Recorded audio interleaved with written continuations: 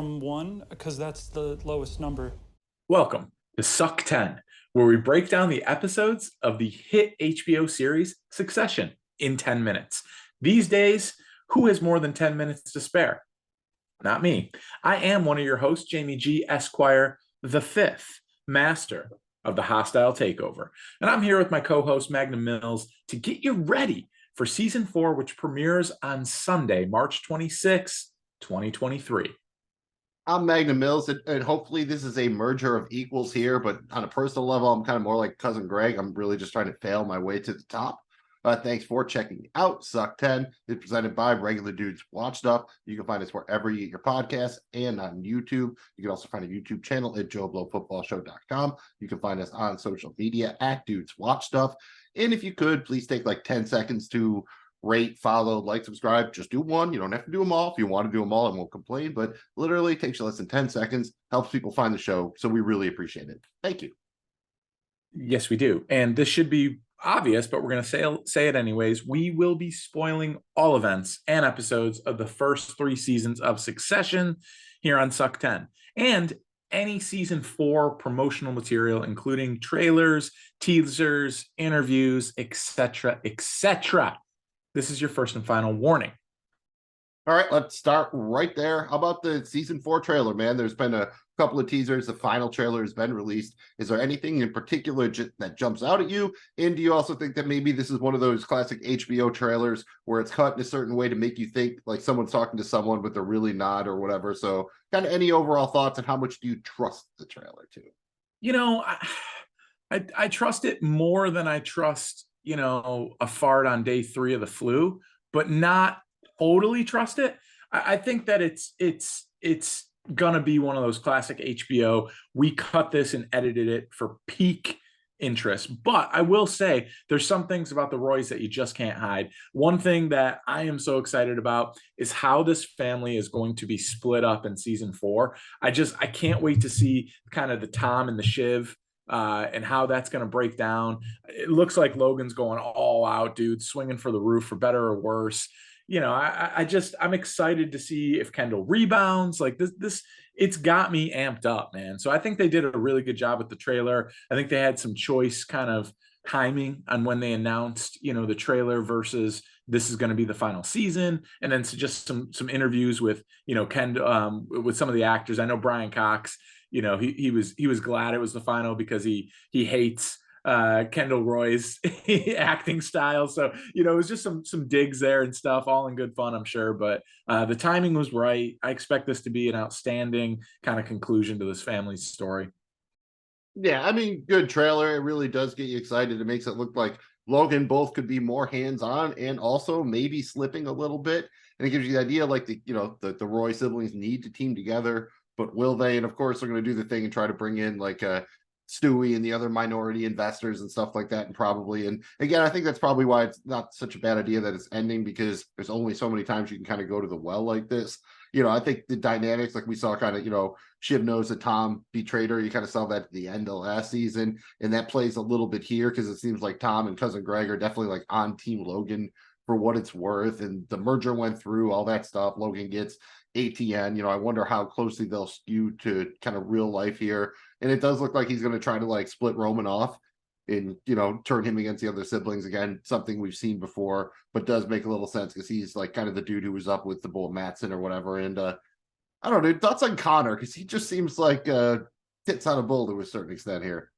He definitely does. And, he was gaining steam with his populist viewpoints running for office. I don't think he'll get 1%. He's got 1%. He's got 1%. Of course, dude. The lowest number. That was one of my favorite lines from the trailer there with Cousin Greg pointing that out. Like just because he's so oblivious to anything, but he's like, that is the 1% is the lowest number.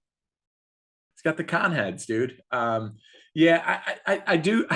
I think he'll probably play a role. One thing that I liked about kind of the first 3 seasons is he started to kind of get more involved in like family stuff, and he started to play the game a little bit with leveraging things to get what he wants, right? i.e. blackmail within the family. And so he's got it. He didn't want to do it the first season or 2, but he definitely started using it more in last season. I think that'll continue a little bit in season 4. I really like the character of Connor Roy. Yeah, again, I think he definitely has the widest range of outcomes, probably. Definitely the wild card, I think. Wild card. Yeah, he definitely is. And shit, man, before we make some predictions here, let's talk about the double R. No, I'm not talking about Rough Riders. I'm talking about our Roy rankings. We each ranked the major players on Succession and averaged them together to give you our top 5 dead or alive characters heading into the season finale here, the final season rather. Mills, you're up first. All right, here. Well, really, I'm just going to I'll just do it to make it easier so we don't go back and forth here. And we ranked 9 characters, and we're just going to start at the bottom here. At number 9, we have Kendall Roy.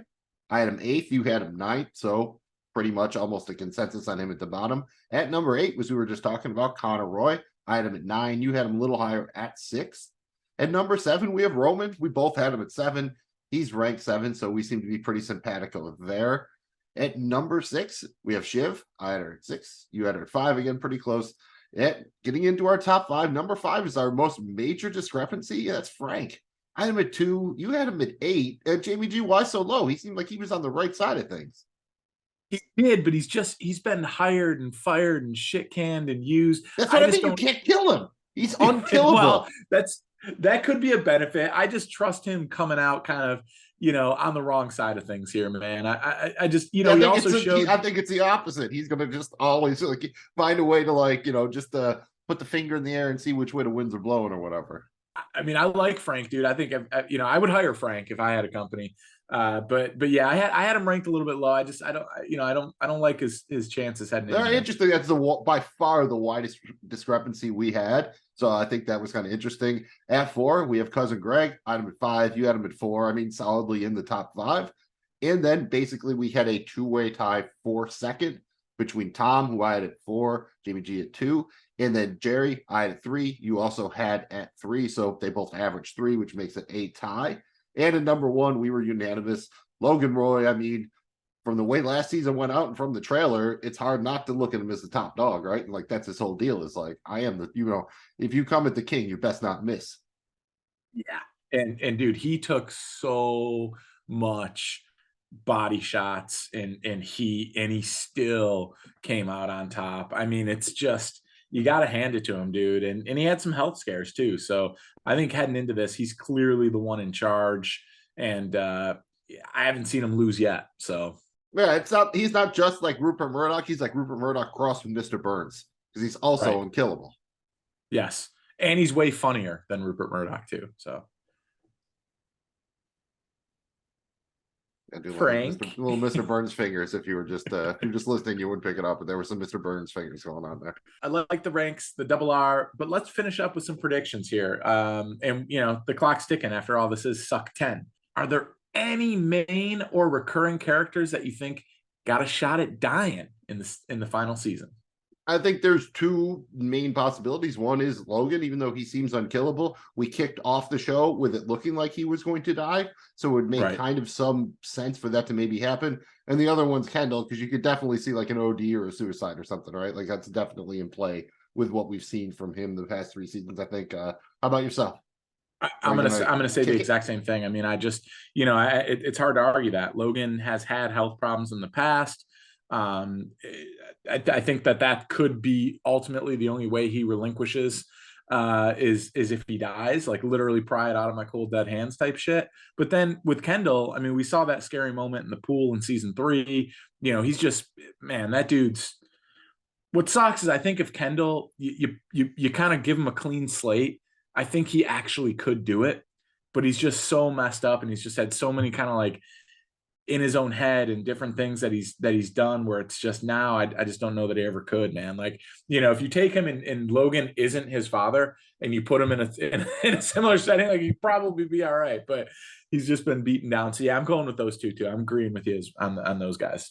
Oh, but you could go the other way with Kendall a little bit. Like this would be more Succession probably is. What if he actually gets sober and it looks like they're going to do it, and then he gets killed by like some wacky protester who's like protesting the corporation or the news or something like that. Like just when he was getting it together and it was about to happen, that'd be kind of very Succession, right? Like very. I mean, And now, wow, now what's going to happen? You know, everyone kind of accepted Right. that. Imagine that's like the you know, the kind of the end of the penultimate episode or something. It's like, oh, okay. Or that's how they end it, and then they decide to, you know, keep it going so they can make a movie in 3 years. You know, you got to be careful because I know, like we were talking about, Jeremy Strong is a method actor, so you know I don't want him to actually like off himself to get into, like, don't get that far in, don't get that far into character, man. That's all I'm saying. Let's go to kind of the other side of the coin here. Let's go with life instead of death. You think anybody's getting pregnant? They're gonna find out they have a kid they know about, like adopt a kid. I don't know, anything like that. you know, look, the obvious one here would be Shiv, right? I mean, if somehow, you know, Tom has expressed wanting children, and somehow maybe one slips past the goalpost here unexpectedly, maybe that brings them back together, actually, right? I could see that being a kind of a wedge to say, okay, they might start off the season, you know, kind of on opposite sides here based on what Tom did, you know, to end season 3, but nothing brings somebody together like a pregnancy. So I could see that maybe happen a little bit here. Man, I don't know about Khan having a kid. Roman, God, I mean, we got to get him to actually, you know, penetrate something. I don't know about either of those two, but I could see Shiv. I could see Shiv. Again, what would be more Succession probably is Shiv gets pregnant, but it's by somebody else, and like Tom has to pretend that it's his or something like that. I mean, that seems to be kind of the more Succession way. But at cards on the table, the one, how about Logan? Remember in the season finale, like Connor was talking about how he was like trying to like work his baby batter up or something like that. Like, what if he's so unsatisfied with all of his errors, he's like, I'm gonna try again. Like, you could see it now. He's got enough dough, like do some IVF or something like that. He can make it happen. Like, that'd be a crazy twist, right? Like halfway through the season, you find out he's got another kid out of the way. Dude, I mean, Now that would be they might lose all their inheritance or something. Who knows? You know, who knows? I mean, that could be like some House of Dragon type shit there. Oh, we shouldn't spoil that, but either way, people die. I mean, I don't know if that was, people die and people have kids. So either and then the way, kids sometimes they want to kill each other too. I mean, it's again, a lot of people called House of the Dragon was just Game of Thrones and Succession kind of meshed up. So shout out to our guy Method Man. Let's do a little makeups to breakups. Are we going to see any unexpected hookups or potential divorces this season? I'll say it depends what you mean by unexpected. This is HBO. We were just talking about Game of Thrones and whatnot. So, but no incest. I'm saying there's no incest. I'm gonna say no, Roman and Jerry, they're donezo. Like, they're not endgame. People were shipping that or whatever. Shiv and Tom get divorced. Like, that seems obvious, but I feel like that's got to happen. And you know, let's go with the other way with Kendall. Like, he just randomly gets married in Vegas, or like someone he just met or something crazy like that. Yeah, they do like blow all night, and he ends up like marrying her and like bringing her back to the family. Like, this is gonna be the dude. I'm gonna say Logan's gonna get a divorce with his wife, right? We kind of, she was kind of a big player season 1, kind of disappeared a little bit. He's been obviously fooling around. He had the hard on hiring the temp CEO female lady that pissed his wife off beyond belief. Now, you know, he's everyone kind of thinks he's banging his assistant, so who's like 60 years younger than him. So yeah, I could see that pissing off his wife too. So I think that could potentially happen. That could maybe shake something out where maybe they get, you know, she gets on the side of the kids or something. Who knows? But I could see that one happening as a divorce. All right, dude. And what everyone's been waiting for, the big one at the end of the series, who will be the CEO of Waystar, Royco, or whatever they're calling it after the merger? This is so hard because my money's on Logan, but it's like, well, then there wouldn't be a succession. Like, nothing would happen. But maybe that's the point. So I'm just gonna stay there, dude. I'm gonna stay with Logan.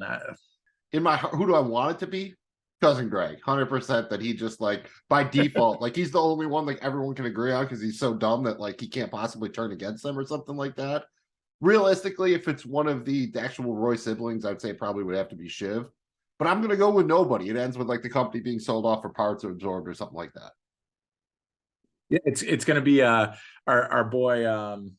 That'd be cute if they had some like random like HBO guest star to come in at the very end and like just take over. Well, it could be our guy from, you know, King Eric from True Blood, Eric Northman, dude, the Viking. Could be, what's his name in real life? Skarsgård? Skarsgård. He's already in it, isn't it? Or is that a different Skarsgård? No, One of the- he is, but he could be end up being the CEO. Oh yeah, he could. Yeah. Massa or whatever. Yeah. Yeah. Massa. Any other predictions that we haven't covered here on Suc10? I mean, we kind of alluded to it, but I think Kendall relapses at least one more time. Yeah. And I'm saying one of the Roys, although I throw Tom in there, maybe someone goes to jail. So somebody ends up going to, dude. Tom was so we feel like ready for jail. someone's got to take the fall. I feel like at least someone's got to go to jail. Yeah. Wow. Well, I like that prediction. Oh, and one final one at some point. It's like we keep hearing like the fucking pirate line, like someone rocks an eye patch at some point. Someone goes full pirate. Dude, could Snake Plissken make an appearance here? Like Kurt Russell coming in to be the CEO would be perfect. That would be great. Yeah. With an eye patch, like all the real Plissken. pirates are here. I'll be Snake. Oh man, we're looking at my spin-off Snake session. It is about that time. Thanks for checking out Suc10. We'll be releasing episodes each and every Tuesday, breaking down the latest episode of Succession in 10 minutes. No more, no less. Anything to add, Mills?